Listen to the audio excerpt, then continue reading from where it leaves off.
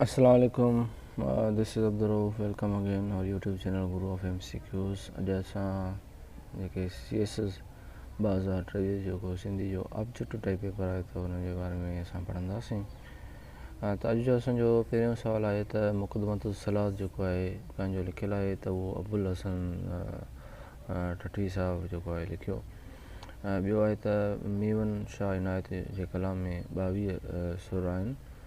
अंदर जनी उन जेको आहे महताब महबूब जो सफ़रनामो आहे, छाकाणि त महताब महबूब जेको आहे तमामु घणो सफ़रनामे ते कमु कयो आहे। महताब महबूब जेका आहे कराची खां हुई ऐं ॿियो अल्ताफ़ शेख जेको आहे बि तमामु घणो सफ़रनामे ते कमु कयो आहे, त हुन घणा सफ़रनामा लिखिया आहिनि। क्वेश्चन नंबर चोथों आहे त गज़ल जे पहिरें शेर खे मतला चवंदा आहियूं ऐं आख़िरी शेर खे मक़ता चवंदा आहियूं ऐं गज़ल जो बादशाह असां मीर अब्दुल हसन सांगी साहिब खे चवंदा आहियूं।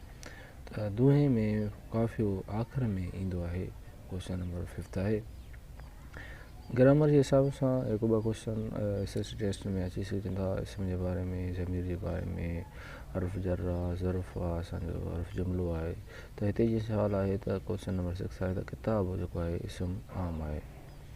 क्वेश्चन नंबर 7 आहे त हम औसत जेको आहे नाविल जेको आहे आगा सलीम जो आहे।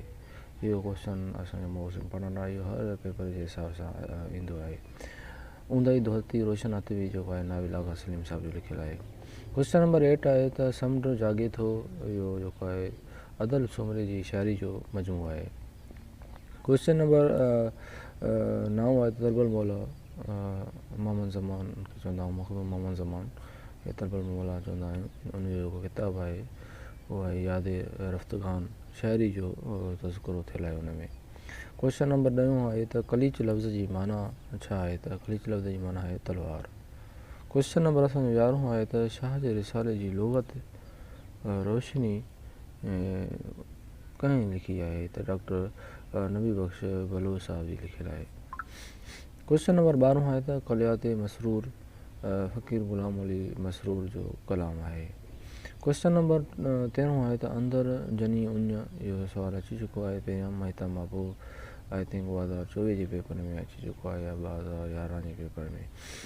क्वेश्चन नंबर असांजो 14 आहे, असांजो लास्ट क्वेश्चन आहे त ऊंदाही ॻाल्हि इसरार जी जेको आहे जमाल अबुड़ जी आतम कहाणी आहे। इहो आहे असांजा मोस्ट इम्पोर्टेंट 2023 जे हिसाब सां MCQs।